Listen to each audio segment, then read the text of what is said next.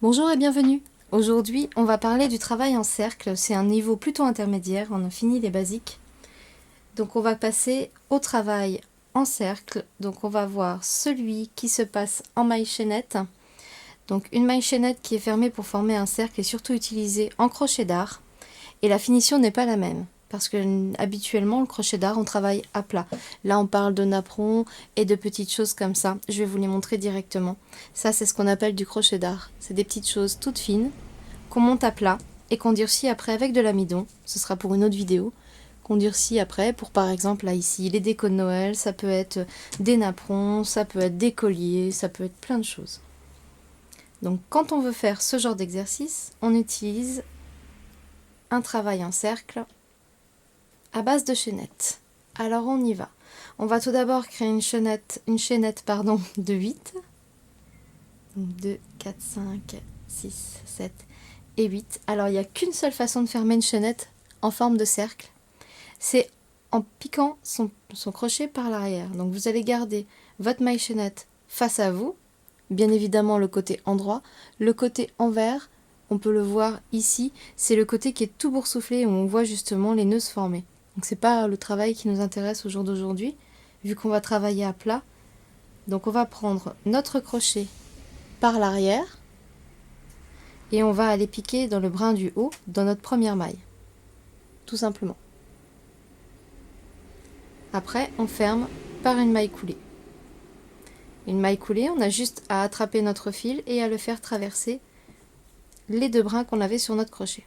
Voilà déjà une base de cercle. Ensuite, pour continuer un modèle à plat, donc quand vous suivez un modèle, de toute façon, c'est indiqué. Mais là, je vous le dis quand même, pour avoir quelque chose de bien plat, il faut systématiquement doubler. C'est-à-dire que nous avons fait 8 mailles chaînettes. Là, je vais travailler en bride pour que vous puissiez bien voir. Donc, on va forcément faire 16 brides. Donc, la maille chaînette de 2 pour la bride, plus une bride, on en est déjà à 2. Ensuite, on va prendre le brin suivant. Donc, nous avons toujours notre cercle qui est là. Le brin suivant, c'est celui-ci.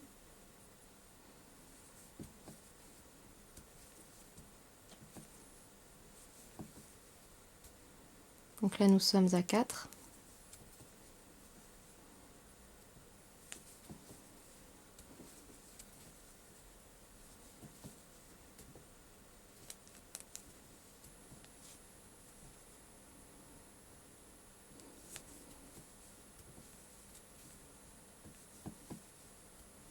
Donc déjà rien qu'à la moitié, on peut se rendre compte d'un demi-cercle. Bon, habituellement, si on doit faire un demi-cercle, forcément on ne va pas le chercher au bord de sa chaînette, hein, ça fera moins joli. Mais là, ça peut déjà vous donner une idée de la petite anse qu'on a dû obtenir pour avoir le sapin, par exemple.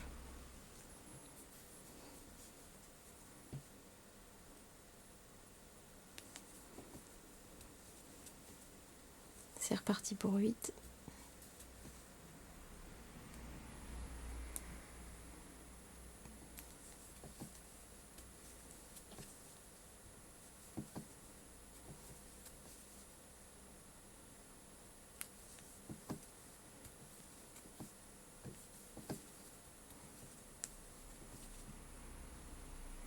Alors, je sais plus où j'en suis, donc on va les recompter.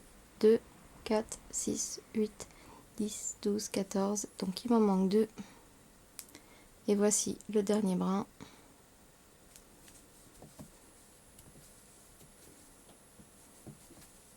Et voilà de 16. Donc quand on travaille en crochet dart, hein, toujours à plat, que ce soit un apron ou ce genre de choses, il faut fermer l'ouvrage en prenant les deux brins, enfin le milieu du brin de la maille chaînette, mais moi je prends les deux. C'est-à-dire que je prends celui qui est en extérieur plus celui du milieu, ici. Alors moi perso c'est ce que je fais, c'est pour éviter d'avoir la petite bosse d'en dessous qui dépasse. Vous voyez là on ferme, on est bien les uns sur les autres, il n'y a pas de boursouflure ici. Quand on travaille avec un crochet très petit, ça peut être très gênant. Le crochet dart est utilisé avec un crochet qui va de 1 à 2,5, pas plus. Sinon ça s'appelle plus du crochet dart. Donc voilà une première idée de cercle. Donc là ça peut être parfait pour un apron. Généralement c'est comme ça qu'on commence. Ça permet aussi d'avoir un cercle qui ne bouge pas. Là, il ne pourra pas rétrécir, mais il ne pourra pas s'agrandir non plus.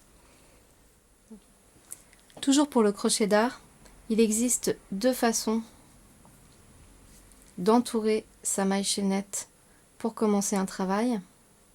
Donc là, on va partir sur le même principe avec 8 mailles en l'air.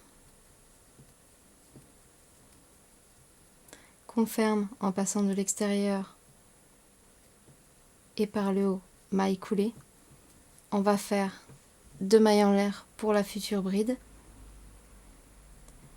Et on va passer carrément notre crochet au milieu et récupérer le fil derrière. Ça, c'est ce que je fais dans 90% des cas. Après, c'est ma façon de travailler. Ce qui permet d'avoir un travail plus lisse, plus sympa, qui fait aussi plus fini. Et du coup, je prends carrément mon fil de base avec. Ça nous donnera un bel effet. Puis ça évite de s'embêter après à le camoufler. Après, je m'embête pas, je le coupe. Et comme ça, ma base est camouflée.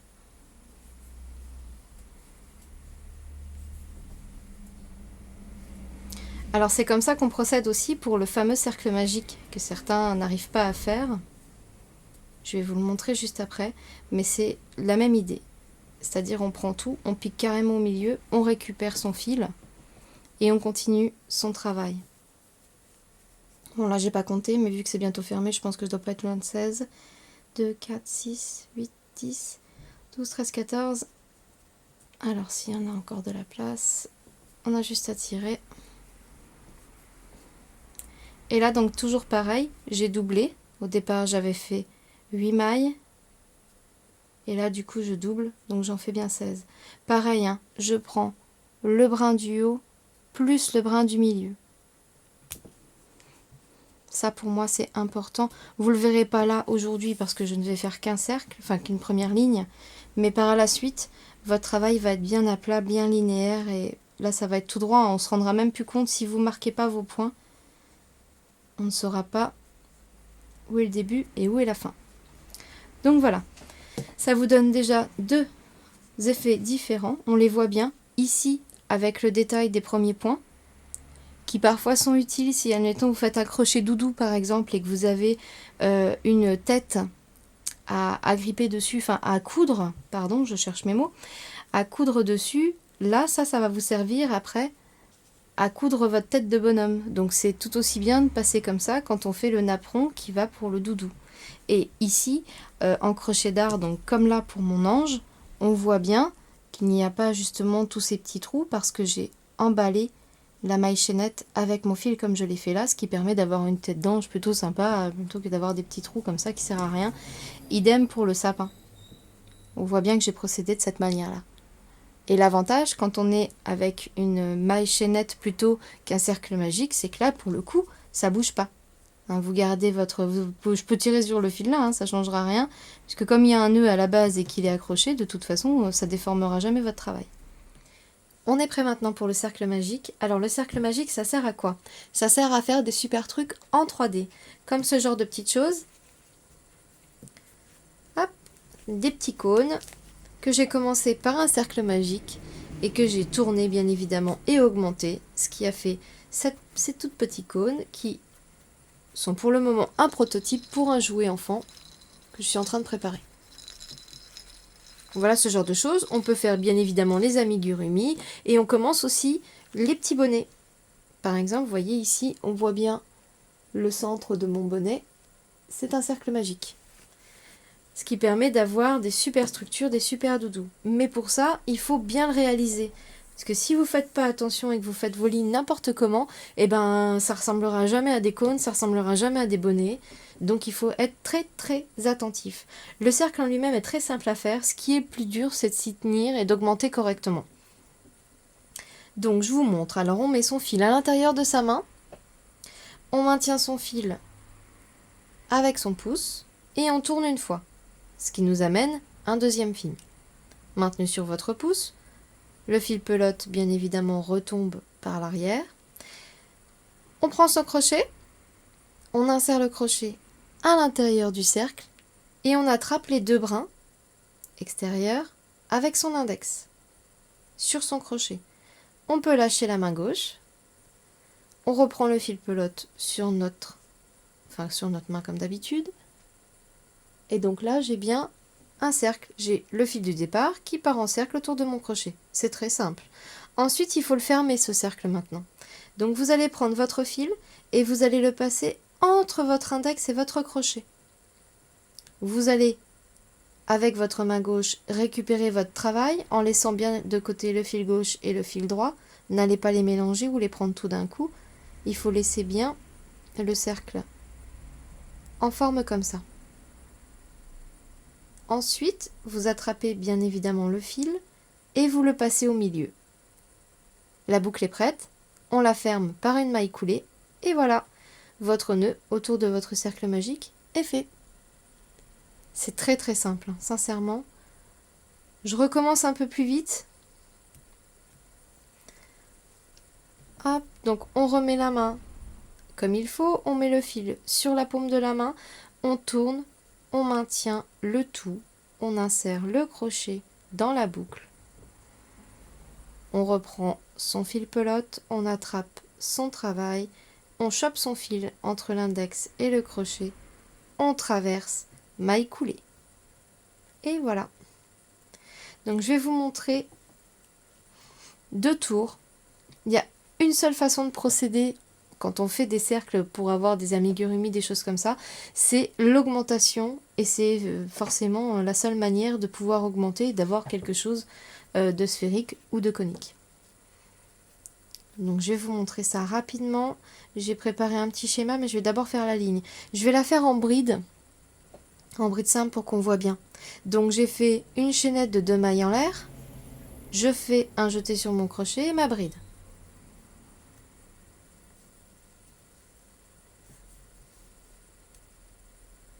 Je vais en faire 6, ça suffira. Vu qu'on est en bride, on verra bien le travail.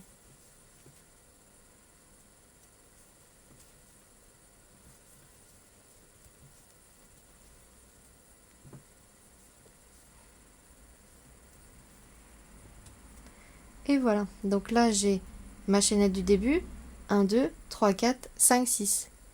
C'est très important, on met sa chaînette de côté, on la compte pas, ça servira à fermer le travail, donc ça ne fait pas partie de votre comptage de chaînes, enfin de brides, pardon. Donc 2, 4, 6. Ensuite, je vais tirer sur mon petit fil parce que tout est lâche ici. Donc on tire dessus, d'où l'intérêt du cercle magique. Je vais aller piquer uniquement dans le brin du haut. Là, on voit bien la goutte qu'a formé ma dernière maille en l'air. Donc je vais piquer uniquement dans le brin du haut pour refermer. Alors tout à l'heure on était en extérieur pour fermer, cette fois-ci on est en intérieur. Et paf, maille coulée. Donc voilà notre premier travail. Nous avons donc pour le coup 7 anneaux visibles. Donc vous pouvez recompter. 1, 2, 3, 4, 5, 6, ça c'est nos brides. Mais ici, il y a encore un fil, c'est donc la maille coulée de fermeture. On recommence, on va faire 2 mailles en l'air. Et cette fois-ci, alors je vais vous montrer le schéma. Il faut toujours augmenter, mais toujours dans le même sens. Ici, vous avez votre ligne de bride ou de maille. Vous faites votre maille en l'air. Bon là, j'ai fait un exemple sur des mailles serrées. Vous doublez systématiquement ce que vous avez fait. Si vous commencez par 3, vous doublez à 6. Si vous commencez par 6, vous doublez à 12, etc., etc. Ensuite, le schéma est toujours le même. Donc là, ici, c'est le début. Ensuite, on double et ensuite, on part sur 1 plus 2. 1, 1 plus 2. 1, 1, 1 plus 2. Je vous montre. Ici, donc on va faire une maille serrée plus une double. Une maille serrée plus une double, une maille serrée plus une double, etc., etc. Vous faites votre tour. Quand vous arrivez sur la 3e ligne, vous continuez, mais en 2 plus 2. 1, 2, 3, 4, 5, on peut descendre jusque je sais pas combien. Donc 1, 2, plus double. 1, 2, plus double. On double toujours sur la dernière qui a déjà été doublée auparavant. Ce qui permet de faire une augmentation. Ça paraît logique. Plus vous allez doubler et plus ça va s'agrandir. Et donc là, du coup, une ligne 1 plus 2, deuxième ligne 2 plus 2, troisième ligne 3 plus 2, ensuite 4 plus 2, 5 plus 2, 6 plus 2, etc. De toute façon, par la suite, je vous ferai d'autres tutos. Donc je vous réexpliquerai brièvement comment on compte. Donc là, on va doubler. Donc on a fait notre maille chaînette. Et on ne va pas à l'intérieur de notre maille, hein. On continue là, hein, parce que celle-ci, c'est la 7e, c'est la joker en fait, si vous voulez. Donc, on double. J'en avais 6 maintenant. Je vais forcément en avoir 12. Je profite de ce dernier petit temps pour vous dire que vous pouvez toujours me laisser des messages, j'en reçois déjà plein. C'est que le début de mes vidéos, j'essaye de m'améliorer à chaque fois. N'hésitez pas à m'envoyer petits messages, surtout si vous voulez quelque chose en tuto, un châle, un doudou, la mode du moment, j'hésiterai pas à le faire, ou à essayer tout du moins. Et puis celles qui n'y arrivent pas malgré mes explications, vous pouvez aussi m'envoyer un message, m'envoyer des photos de vos travaux, en passant par YouTube ou par le groupe Facebook C'est fait main, qu'il y en a plein qui sont abonnés déjà, j'ai vu. C'est super sympa en tout cas. Ça fait plaisir et ça donne envie de continuer. Donc, pour calculer quand on travaille en cercle, le plus simple, sincèrement, c'est de calculer vers l'arrière. On a l'habitude de passer par le début de son travail et de compter. Moi, je préfère compter par l'arrière, à cause de ça, de cette petite chaînette-là, qui casse les bonbons à beaucoup d'entre nous. C'est vrai que c'est difficile à compter quand on travaille en cercle pour avoir quelque chose de bien plat. Donc là, on était à 6, je dois être à 12. Donc je pars de mon crochet, je calcule. Je compte 1, 2, 3, 4, 5, 6, 7, 8, 9, 10, 11, 12. Donc on voit bien que la toute première ici, c'est la 12e. Et qu'est-ce qui se passe ici? J'ai plein de monde, forcément. J'ai ma maille de fermeture qui est là. Et j'ai mes 2 mailles chaînettes du début. Donc qu'est-ce qu'on fait? On se sert de tout ça pour fermer notre travail, tout simplement. On a donc systématiquement, au départ on commence par 2 mailles en l'air pour une bride, donc vous aurez 3 mailles à sauter. Si on est en maille serrée, on a une maille en l'air pour commencer notre maille serrée. On sautera donc 2 fils, enfin 2 anneaux, on va les appeler comme ça, 2 anneaux. Donc là, la fermeture du début qui ne m'intéresse pas, ma première maille en l'air, ma deuxième maille en l'air. On va piquer le brin extérieur, toujours le plus haut, celui qui va vers l'extérieur, et on ferme par une maille coulée. Et du coup, à ce moment-là, moi ça commence déjà à tendre, mais on peut avoir quelque chose de plat si on continue. Mon cercle sera bien plat. Et surtout, en ayant piqué dans la bonne maille en l'air, ça va être tout droit et la couture sera pratiquement, la jointure sera pratiquement invisible. Voilà, j'espère que ça aura été assez clair. La difficulté du cercle magique, c'est pas de faire le cercle magique, c'est de bien respecter ces augmentations.